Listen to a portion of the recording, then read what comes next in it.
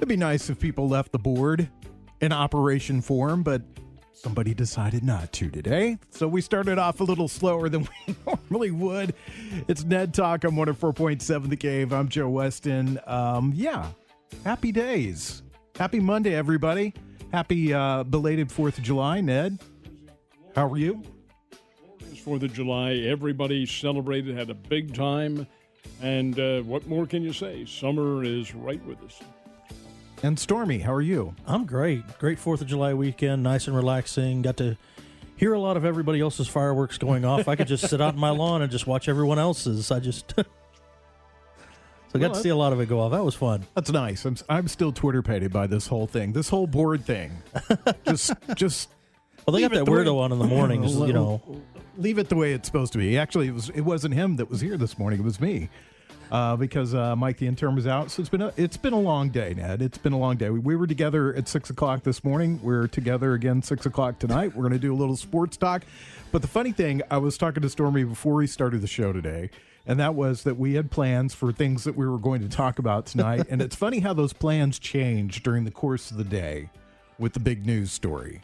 Must admit, I'm a little bit surprised, not the fact that the man has signed the contract or has agreed to a contract, nor the amount of money, nor the time. I am surprised at the chronology because all this was talked about as being accomplished in 2021. Not in July of 2020, but hey, strange things happen, and I guess the Chiefs wanted something done much sooner rather than later, and this is huge. It totals out, it's $450 million to over 10 years, but it really totals out to over $500 million. 503. That's $500 million for those of you counting dollars at home. Wow. It's a lot of money. That's a lot of money to pay somebody to play football. That's in one season. Of course, it's not going to work this way because there are methods to apportioning contracts to help out your team. But if you were to take it and divide it one season, $45 million a year. Yeah. That's a lot of money. Let me ask you this. Do you think that the timing of this was done so that maybe they could work out a deal with Chris Jones? I think that is a possibility. We're going to find out because one of my favorite musicals of all time is The Music Man. Yeah. And Hermione Gingold, Mrs. Shin, Eulalie McKechnie Shin, Tempest Fugit. That was one of the key lines. Well, time flies. Tempest Fugit. And we're not too far away from July the 15th. The contract has to be signed by then. Well, number one, he can't sign a contract until he has signed his tender, which is I guess for want of a better term, permission to continue. Well, he hasn't signed that yet, and he says he won't unless a new deal has been agreed upon. Well, time is fleeting, folks. And he wants $21 million a year. Can the Chiefs afford to do that, balance the books, and stay under the salary cap? I think they can for this year, but as the seasons go on and Mahomes continues getting the perks that are in the contract, they're going to run into some really big problems in the next couple of years. What is the salary cap right now for the NFL? It is $188 million. Wow, $188 million. So you're looking at almost a fourth of your salary cap is going to one player. I want, well, of course, it doesn't all count for this year. Yeah. I want to say the Chiefs have, and I think I'm right on this, $13 million to spare with their salary cap. $13 million. And that's Jones wants $21 million a year. Yeah. Now, how can you balance that? Well, the bean counters can. You start cutting players. That's how that happens. Cutting, making some key trades, doing something along, and signing lesser individuals. But do they have to do that this year? That's the key. To keep Chris Jones, they do, yes. But maybe he doesn't figure into their plans the way we assume he would. This is all uncharted territory because the Chiefs have never really explored anything quite this valuable. Well, you were saying it. Did you this was a surprise when it came down this afternoon, when it all just popped up. There it is, 400. Originally, the number was over $400 million, and now they're saying it's $503 million. I almost said billion, but everybody seemed to be surprised by this. Your thoughts, Stormy? I'm with Ned. It's not necessarily the numbers. It's not necessarily we knew he would get it. It was the timing factor, and that it popped up now. It makes me wonder exactly what direction they will go with Jones, because I would love to have him back. He's a powerful force on that defense and a pretty good leader for him as well on that defense. He's kind of like I've talked about Tardif on the offense. The side just tends to play a little bit better, the other players, when he's in there. It's kind of a motivation factor with him. So I'm hoping they do work something out with him. But again, I don't know. They're going to have to hire a juggler, I think, with these books to get that one in there. But they never know. They might get it cut in there. It has to be a pretty sharp bean counter to get around all this. And again, I think they get through the salary cap problem this year. But down the line, you still have Kelsey. You still have Tyreek Hill, Sammy Watkins. That just names the players now. Who's going to be forthcoming? Who might be a star? Who commands a big salary? It's really kind of a dicey situation for them, and whether or not they can succeed, we're about to find out. Well, over the next 2 years, though, and the story didn't say if this was per year or both years, but Mahomes will get $27.6 million over the next 2 years. So we're not quite into that.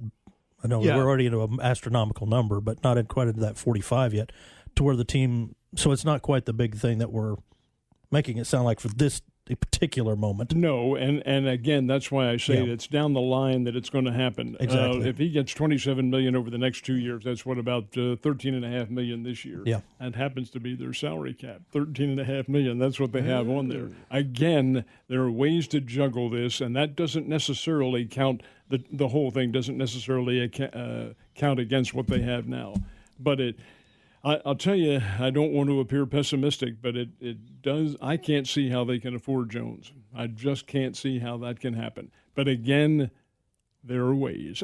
Well, yeah, and if you were going to choose between the two players, which one to sign, I think everybody knows. Patrick easily. Mahomes. And there could be a younger player out there that, I think everybody last year when they traded away their top two or let go of their top two defensive players, thought, what in the hell are these guys doing? Yeah. Because they were not a good defensive team the year before. Mm-hmm. They started the season this last year as a poor defensive team, and then they really kind of gelled and came together. But there's something to be said about playing within a system, and maybe they've found that now. Well, in a sense they have, and I do agree with you to a point. They did get better defensively. Yeah. But on your overall defensive statistics, they weren't all that good a team.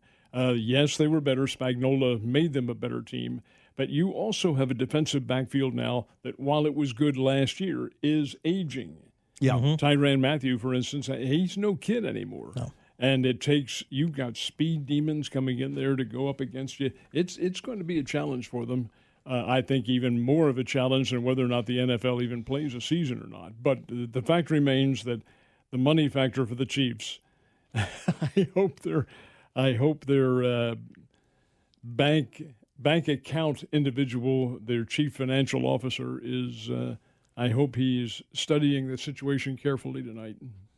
You're listening to Ned Talk on 104.7 The Cave. It's your local live sports talk show, and we'll take some questions from you guys in just a minute, but let's continue to talk about this contract a little bit further. First of all, I'd like to ask both of you just a question I think that's worth asking. Can you imagine how Patrick Mahomes feels at this very moment? I am going to tell you that I don't think it's affected him all that much. No, I don't, but I would also have to say the feeling of security that he has for himself, for his children, for his children's children. He knew, Joe, but he knew ahead of time that it was going to be the wealthiest contract in NFL history. He knew it. It's the wealthiest contract in sports history.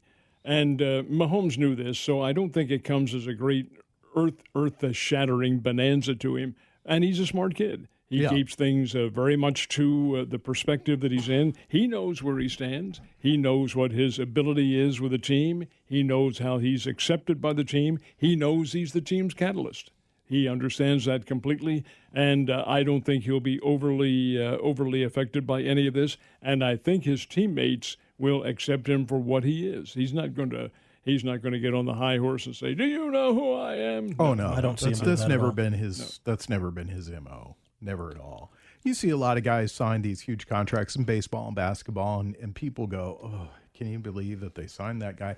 I don't think. I mean, it's a lot of money. I mean, it's unimaginable to me, an unimaginable amount of money, and I don't think I begrudge this guy a dime at all. I think he's a hero. He's a leader. He's a terrific football player. He's a good kid. People like him. You cannot begrudge him the money because it was offered to him. Yeah, it was paid to him. I mean, the company is right there, and they say, this is what we're going to pay you. Will you accept that? And he says, heck yes, I'm going to accept it. My question is, and this is a philosophical approach, how much is too much? When do you have enough money? What benefit is there? I'm speaking from never having had that much, nor ever will. But what benefit is there to having an exorbitant amount of money on hand other than the security that it gives you? Well, go out to a place and buy ice cream or maybe a couple of shots here and there. I just see, I mean, he's a very humble person. He and Brittany already have this house that they love. He has his shoe room now that I don't know if you guys saw the video of he has his room for his shoes. So they're very secure in that. So I honestly see both of them working together and doing a lot for the community and doing a lot for people with this money. I see him as being that kind of a human being to step up and do these kinds of things. If he does that, Stormy, he will be revered in Kansas City for an eternity. And he's not going to do it for the revered. He will do it because he knows it's the right thing to do. It's a good thing to do. It's him saying, okay, I've got this and I can help people. And I just see that in him. He just, all the interviews, all the stuff I see with him, he just seems like the type of person who is going to do exactly that.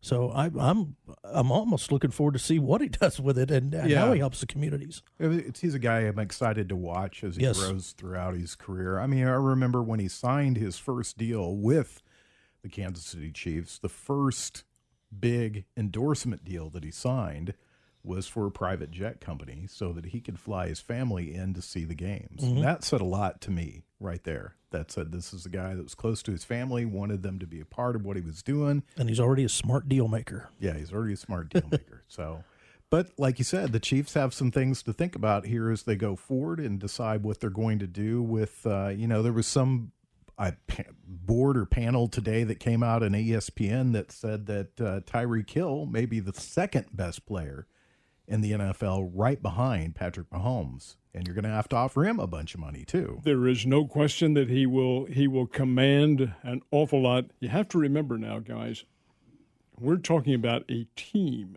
Yeah. This is not one person. Right. This is a team. Now, the one person is very important. The one person is a catalyst of that team.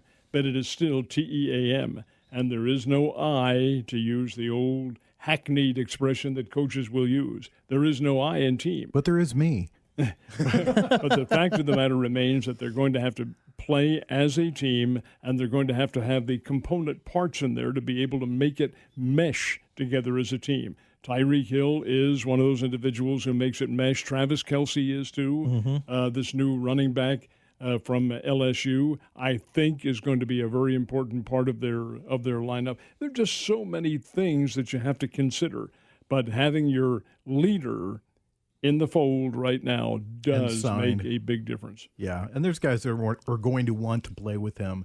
And there's also, an instance in this case, like we see a lot of times in the NFL, they backload those contracts. And then a little bit later on down the road, when Patrick Mahomes is a little bit older, they're going to go to him and they're going to say, hey, we'd love to put another Super Bowl team together, but, we're a little short on money. Can we rework that contract? And most guys do. Yeah. Whether he will or not, that's another question. I foresee him as being that type of guy. Tom Brady was that type of guy. Reworked his contract so that he could get the pieces around him so he could get another Super Bowl ring, and I just see that as being something in the future for Patrick Mahomes. I think you're probably right, and that's when I said along the lines that several years from now their salary cap is going to get hurt. But that does not take into consideration the fact that they might rework this somewhere along the line. I think he's going to be paid, as you mentioned, something like $27 million over the next 2 years. Mm-hmm. Well, that's in a way readjusting things so it fits into the scheme of how the ball club can operate fiscally responsible.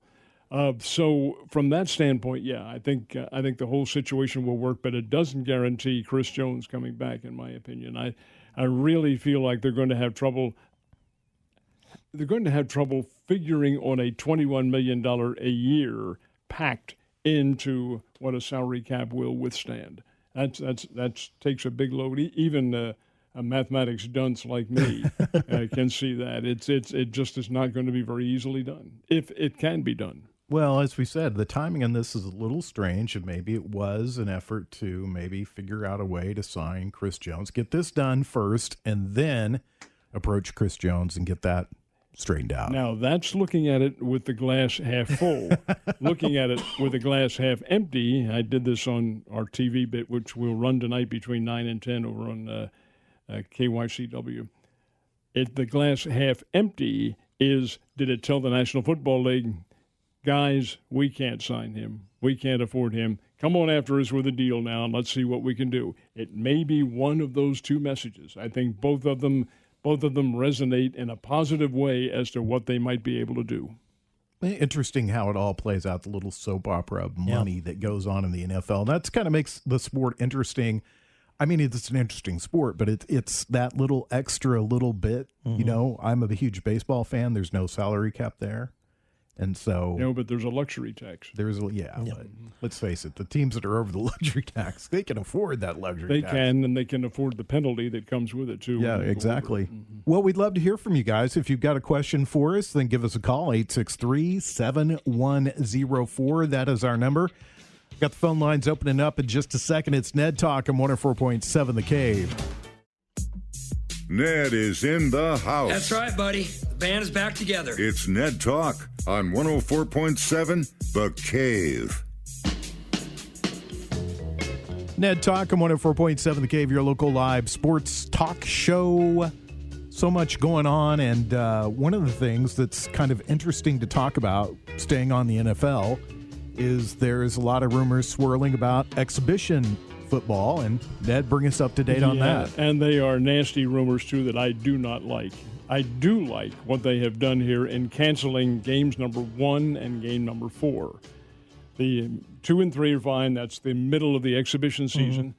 But now that nasty rumor is going around that the NFL is considering canceling all the exhibition games. That part of it I don't like. You need some. You need some to get your team gelling, because the scrimmages have all been made moot. You can't do them. Heck, the Green Bay Packers and the Chicago Bears used to have a scrimmage in one or the other's home area, and the Chiefs would scrimmage with, I think, the Vikings, if I'm not mistaken. But the fact remains that if you can't have that and you can't go against another team, you're going to be missing some of the cohesiveness. And I did hear one little pundit have to say that if all the exhibition games are canceled, if that does happen and they play the regular season, look out for the injury factor early on, because it will be very pronounced. And there is a possibility of some of the big names going down with some significant injuries. I do think that they have to have, at the very minimum, two games. And I think that would help.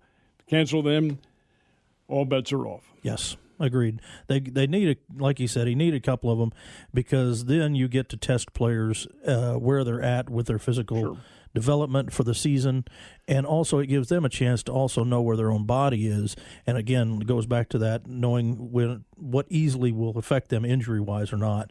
You know, some players we talked about Tardif earlier. You know, he was prone to some injuries last year. Need to know how some of these guys are before things kick off. We've heard Mitch talk about how the way Reed is a calculator, how he covers the walls with all the stuff that he goes on with the plays and everything, and he factors that kind of thing in very heavily. You have to remember, too, guys, that the virus with which we're dealing here is called the novel coronavirus. Novel because this has never happened. Yeah. Nobody knows how this thing is going to morph, whether or not there are more mutations, anything like that. But one factor, apparently, that is known is that individuals who are large, and this is more a non-conditioned largeness, if I can say this. It's more an obesity factor. But people who are quite a bit overweight do run into a more critical circumstance of being infected by this virus in a critical fashion. Anybody can be infected by it. Right. But in terms of the critical manifestation, the people who have an underlying condition, and being large is one of them, and so forth and so on, you know what the rest of them are. And football players are big. They are big people. Why are you staring at me? No, I'm not staring at you. No. Say I'm bigger than he is. Oh, let's drop this in here really quick too. So you mentioned Mitch Holtis, and he's going to be in town July 17th. He'll be out at the Riff, which is right next to Classic Rock Coffee. It's part of their location, their compound that they've got out there. And that's right off the corner of Sunset and Kansas Expressway. Mitch Holtis will be there from 5 to 7, and tickets for that event are on sale right now at 1047thecave.com. Due to social distancing, seating will be limited, and tickets are sold online only. And last I heard, they were going very quickly. So if you're kind of on the fence about going to see Mitch, this is a thing to do. We talked about this last week. Middle of summer, I'm not ready for football. I was ready for football the minute Mitch Holtis walked out on stage, and he was Mitch Holtis. So it's a great thing to go see. And Ned will be there, Stormy will be there, and get you all hyped up for some Kansas City Chiefs football. He's unique. That's his life now. It didn't used to be, but it is now. Holtis, of course, during the winter, he does Missouri Valley Conference basketball, some games. But in the fall and the early part of the winter, it's the Kansas City Chiefs. And that is a very pronounced part of his life. He is a very good speaker. What we do in these presentations, folks, for those of you who have not been there, is interview him. I interview him. Art Haynes interviews him, and we have really a pretty good set of questions that we're going to bring up into the whole presentation. But he doesn't know those ahead of time. He can assume. But the fact is that he is adept at giving these answers. He knows the team backwards and forwards. Brought in a video presentation last year, and that was very, very good. I assume he will this year as well. So if you have the opportunity, and we are going to limit the number of people who are there. Yes. I think last year, I'm going to guess what we had, 250 or so. Say it was packed, something around that. Close to 300 probably. Yeah. Well, we're going to have to limit it this year because of the virus restrictions, but it will happen, and we want to see you there. And hopefully we'll get to see his impressions of Ned and Art again. Those are great. I don't think that's funny at all. Those are hilarious. Ned's overstating his interviewing skills, because when Mitch Holtis walks in the room, you say, Mitch, how's it going? And 30 minutes later, well, thanks, Mitch, for being here. Because that's a great interview. Because he fills the room, and he's got a great personality, a giant personality, and a lot of fun to hang out with and just listen to him talk about Chiefs football. I mean, he's one of these guys who you run into who loves, and I think this is legit, this isn't put on, loves to be around people. Yes. And the more people who are there, the better off he is. He's an extrovert from the word go. Well, and he loves it, and he loves to talk his favorite subjects. Well, he's a rare combination of a person. He knows the Chiefs probably better than anybody other than Andy Reid and the general manager, Brett Beach. He probably knows them better than anybody else. He can pull statistics out of his butt, and he loves what he does, and that comes through. He never goes through the motions when I've seen Mitch Holtis. He's always very enthusiastic, and it's a great time. And do you know why, Joe? I'll tell you why. Because he's old school. Mitch is probably 61, 62, somewhere in that. I'll look it up here in a second. But he's old school. He does his homework. Yes.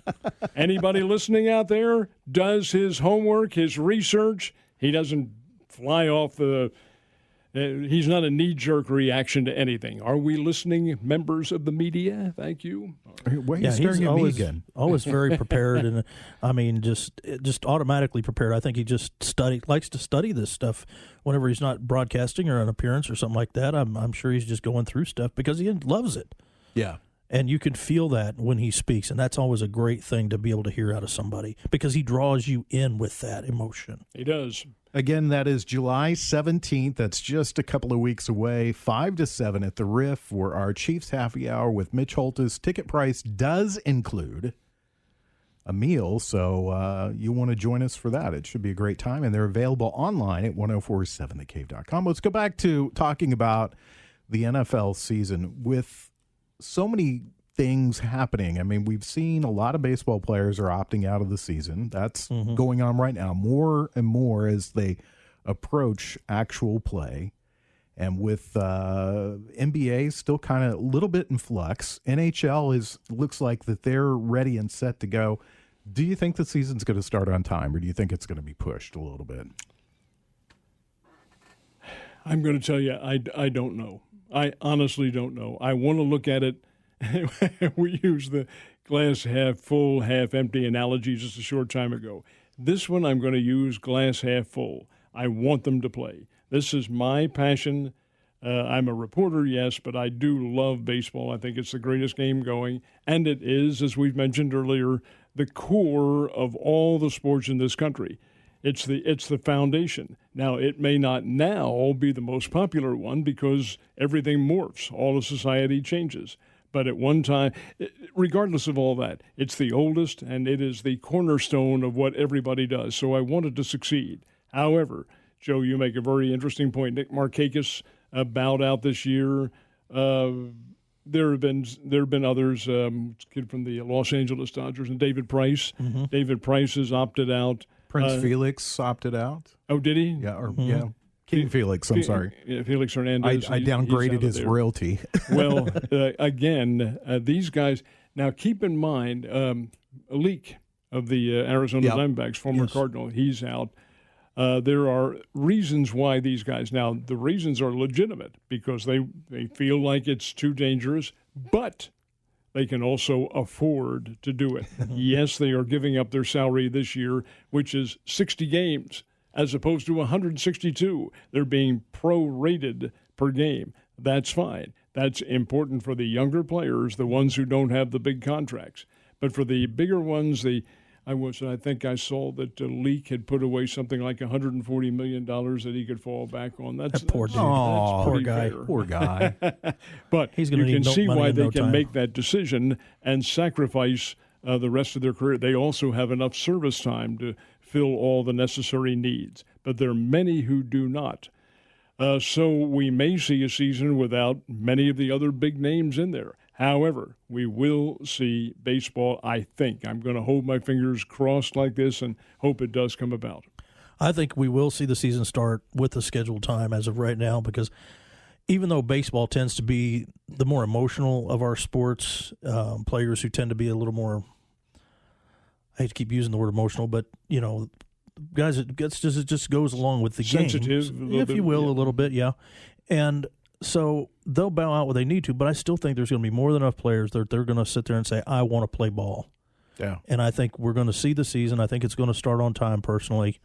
And I hope it does because I just know I'm ready to I just want to flip on the radio or the app or whatever it is, and I just want to hear ball games. Well, speaking of on time, the schedule is out. It wasn't supposed to come out until this coming weekend, but get this for a surprise, ladies and gentlemen. There were leaks. Oh, my. What a shocker. Anyway, you have the July 23rd opening doubleheader. What is it? Yeah, it's the Giants and the Dodgers, and the Yankees and the Washington Nationals will play each other. Let's give this just a couple of minutes. This is going to be our big story that we're going to talk about tonight, but let's just condense it down into a couple of minutes and just get quick thoughts. As the season approaches, we've had a change in society. Will we see a Cleveland Indians, and will we see a Washington Redskins? The Cleveland Indians we will see because that has only been suggested as a change. And if they change, all the others do too. You can't change them in 1 year. There's just too much protocol that you have to go through with Major League Baseball, and they're about to start. Redskins, I really and truly doubt that you would see anything this year. If they change, it's going to be if they change, it'll be forthcoming maybe as soon as next year, maybe. But whether or not it comes to fruition, I think that's debatable in all honesty. Daniel Snyder still owns the team. He has had some of his minor shareholders opt out or ask to sell their shares. But this is still an NFL team. Yeah. And a very good investment. So we'll have to see how that one works out. In baseball, though, I think if they do change any of them, and it wouldn't be just them, you'd have to talk about the Braves. You'd have to talk about the Kansas City Chiefs. Yeah. How the fans are going to react to that? Not very well, in my opinion. Well, we talked about this off the air this morning. Personally, to me, the team from Washington, that name is offensive. That's me. That's how I feel about it. I know a lot of people don't see it that way. I'm not Native American, but if I was, I would find that extremely offensive. Now, we talked about the Indians and the Chiefs and the Braves and how teams look to choose a mascot that they wanted to, emulate, that they wanted to get that ferocity or bravery or whatever to recognize that team with. And I don't feel that those teams have ever, some of the logos, the Chief Wahoo logo, yeah, but Joe, that's gone. And the Laughing Brave logo, which is gone too. That's since gone. And I don't feel like the Kansas City Chiefs have ever done anything that was really just. Well, the Chiefs don't do that. The fans do that. Well, it's the fan. No, hell no. The teams aren't about to do any of that. Doesn't matter who you are. Yeah. The Redskins don't even do that, but the fans do. And that can be viewed as objectionable. Now, I'm unlike you. I'm not offended by that name, but I'm not Native American, and I am Native Irish, but I'm not annoyed by the Fighting Irish of Notre Dame. And it's really, in a sense, Lucky Charms. You're drunk. Does that one bother you? I don't know. That's what come up. Now wait a minute. Let's debate that one. I think the Indians name will definitely stick around. I just don't see that one going anywhere. I think, and I always bring up pop culture as kind of an influence on things. I think the movie Major League influenced the society and still does in such a way. I just don't see that one going away. Now the Redskins one, I honestly see the possibility of that one changing, but as Ned said, it will not be an overnight change. But I see a forthcoming announcement if they do, and then it will develop. Yeah, it would. Yeah, because after all, if they were to say, okay, we're going to bow to the pressure. My God, look at all the not memorabilia, but the merchandise, clothing, merchandise, everything that you have to call back. Well, what happens is you end up watching a show on National Geographic Channel, and all that stuff is dumped. And really, honestly, it's dumped into third world countries. That's why you see like somebody walking around wearing Super Bowl championships, Carolina Panthers, 19, whatever, because they dump all that stuff. Yeah. And it to their credit, because it's helping people out. But that's what happens. And Joe, does that not tell you what the impact of American sports is elsewhere? Well, it's free clothes. It doesn't matter. They still wear them. It is Ned Talk, and we are discussing sports. We'd love to hear from you. Our number is 863-7104. Getting set to open up the phone lines. We'd love to hear from you on 104.7 The Cave.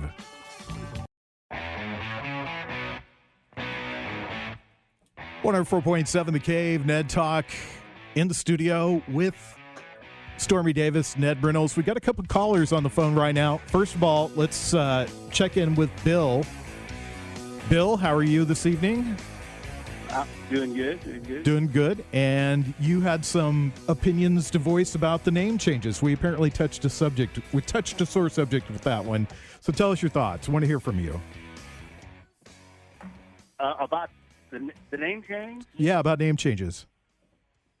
Well, I just wonder, when they say, a group comes forward, and they don't like the name or whatever, what are we talking about there? We're talking about 5 people or 100 people or 1,000 people. If it's the majority of the people, especially those people that are buying tickets, sitting up in the stands, they got an issue with it? I think not. The Redskins are the Redskins. If they weren't the Redskins, I don't know. I just it wouldn't be right. Well, you have to understand the, and I do understand where you're coming from too, and I fully agree with that point. They've been the Redskins. They were the Redskins when they were in Boston before George Preston Marshall moved them to Washington. They've always been the Redskins.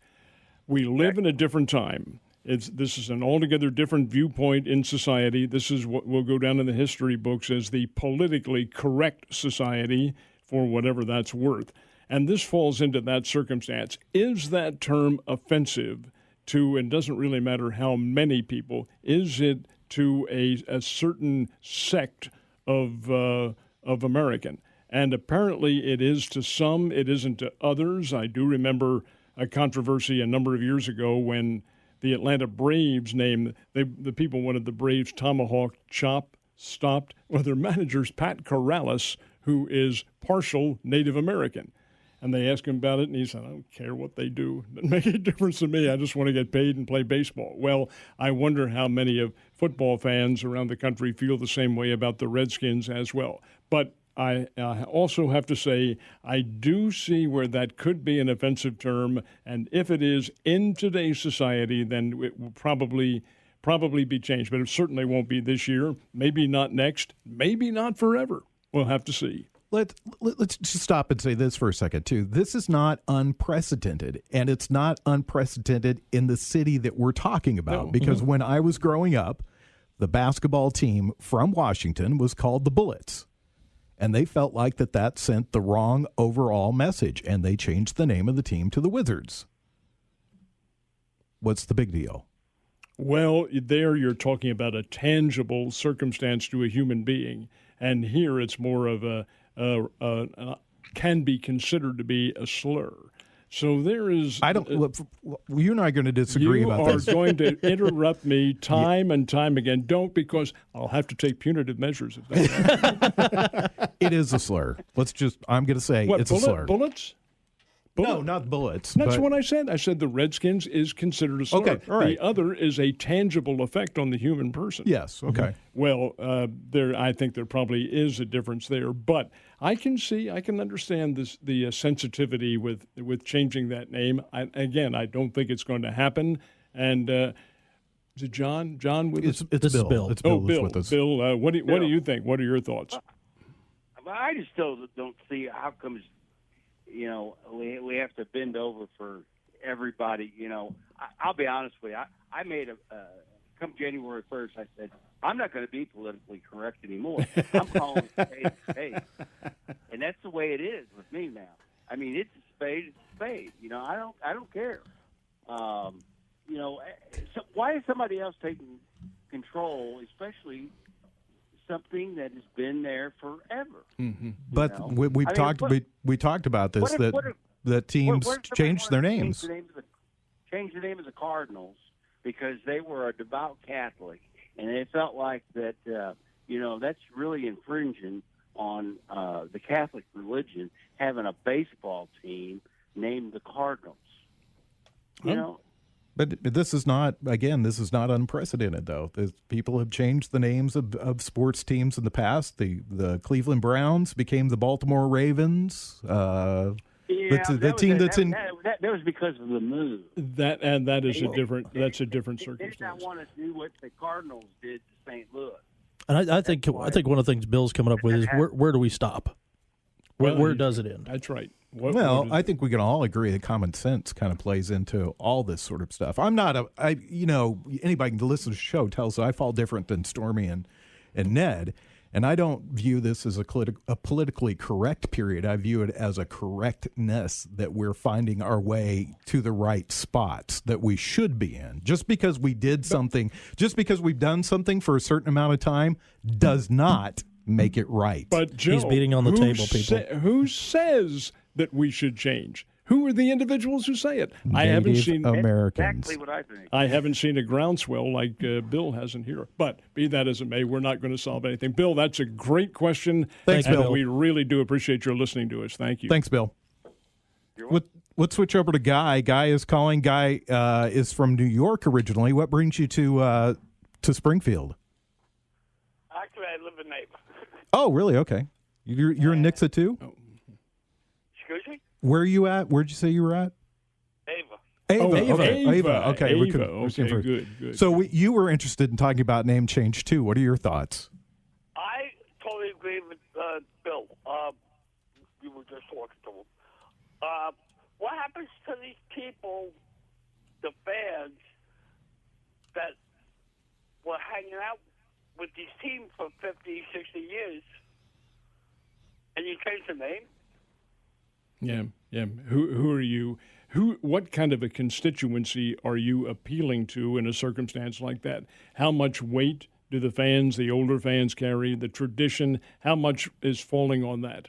Zero. They get zero consideration. And any sports franchise will tell you that because, first of all, the Brooklyn Dodgers were in Brooklyn. And what consideration did their fans get when they moved to L.A.? And here is the most earth-shaking fact. I agree with you. We had Scott Bales on the show last week, and how much did the fans consider in the baseball negotiations? None. Not one damn bit. None. Not a bit. And you know what? Maybe I listened to the show last week, and that was a very interesting conversation, and you're exactly right. yeah, it's MLB. I'm sorry, Bill. Go ahead. The Major League Baseball, as you said, they couldn't care one less about the fans. Yeah. Well, I mean, that's just basically the way that it is. I mean, it's first of all, it's a business. Yes. And oftentimes you find during social change that corporations will lead the way in social change because they know that that's good for business. And sometimes, baseball, football, basketball, NBA, NHL, they're all at heart a business. Of course. And their constituencies are made up of a lot of minorities. So I totally understand what you're saying.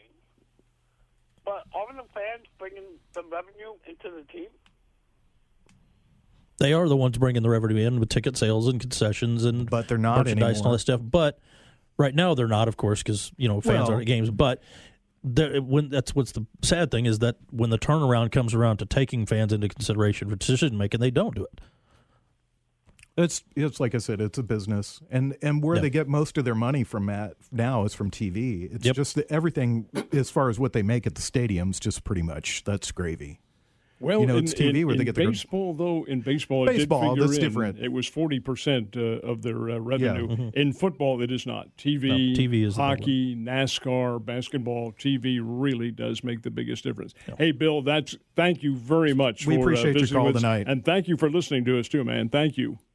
All right, thank you, guys. Yes, sir. Have a good night. Yes, Have sir. a great night. Thanks, a lot Guy. of people feel strongly about that, and I do get it. Honestly, I do get it. But I'm also of the mindset too that if you look at the history of sports and you look at the way that sports has behaved, teams move all the time. Teams change their names all the time. They do stuff, and it basically what it comes down to is not political correctness or what's right. It comes down to dollars and cents. It does. But you're right about them moving the franchises. That does happen. It happens a little bit too much, in my opinion. But I don't think they've changed their names all that much. There have been some, but not all that many. The only one the ones that come to mind, the Seattle Pilots, when they moved, they're the Milwaukee Brewers now. But that really took the place of an old minor league franchise from years and years ago.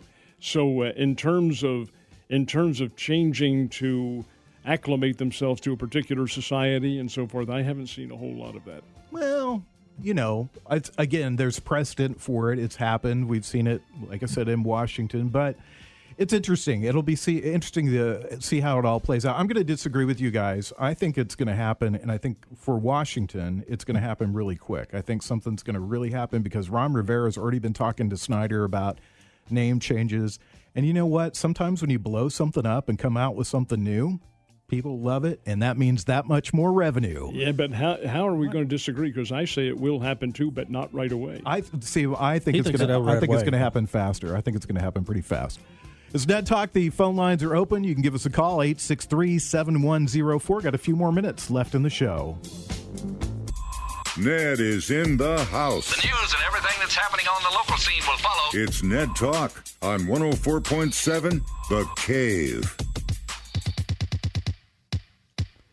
It's Ned Talk on 104.7 The Cave. Interesting conversation that we've had tonight. We've kind of gone from, we've really stayed in the money category all night long. Yeah. Patrick Mahomes signing a big deal, and then we're talking about teams changing their name. Let's One more thing real quickly. Okay. The conversation did spark something, and I'm going to change my name. Howard no. Cosell, right? Oh no. You know, I just real quickly, when I started out back working in radio, I went by a name that was used by another DJ on the East Coast. As a friend of mine suggested, said, you ought to use this name. This guy's not on the air anymore. And so I did. And then when I started doing a show that got some national recognition, that got people stirred up. And the former general manager here, Rick McCoy, he just looked at me one day and he said, just blow it up. Yep. It'll be okay. Just blow it up.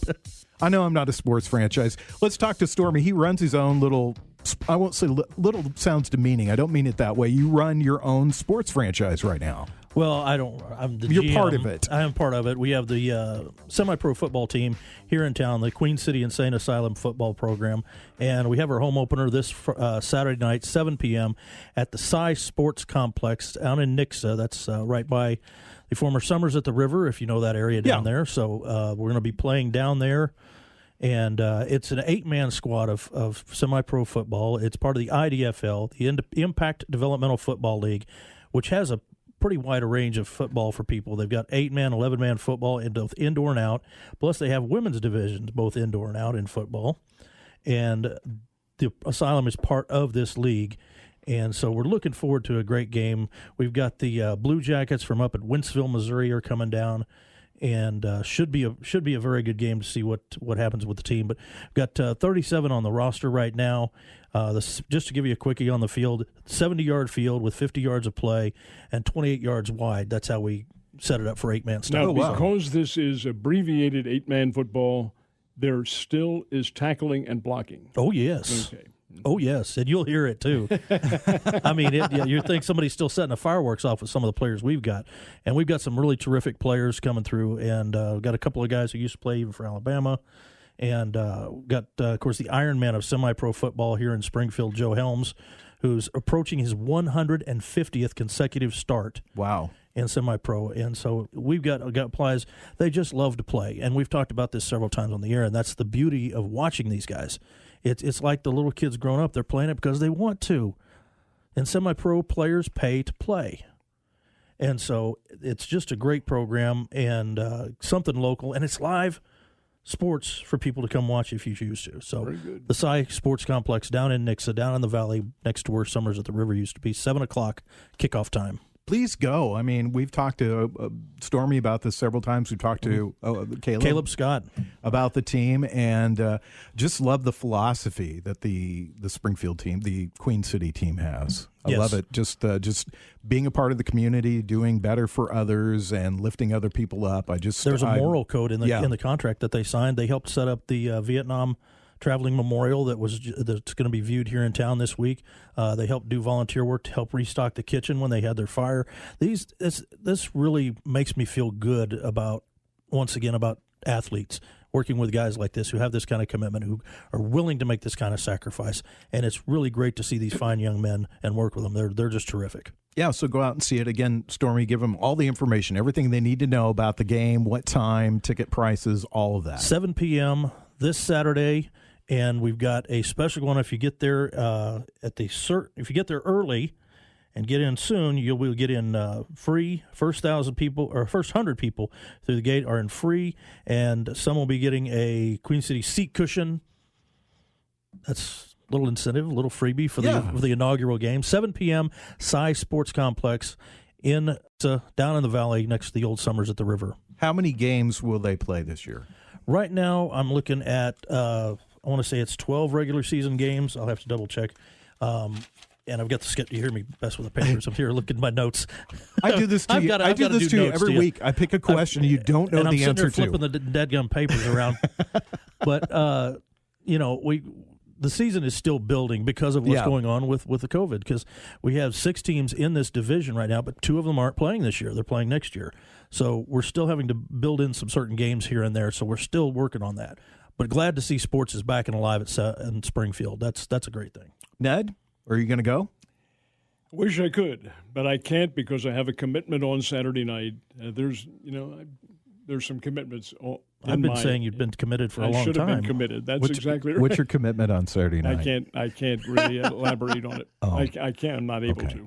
Yeah, he does that to me all the No, time. no, Hey, Ned, no, let's no, go no, do no, something together. Oh, no, I have a commitment. What's your commitment? No, I'm not going to tell you. It's not a matter of not going to. I can't tell you. I don't want to be seen in public. I don't want to see him be in public with this fat, unprepared liberal. No. Just liberal, period.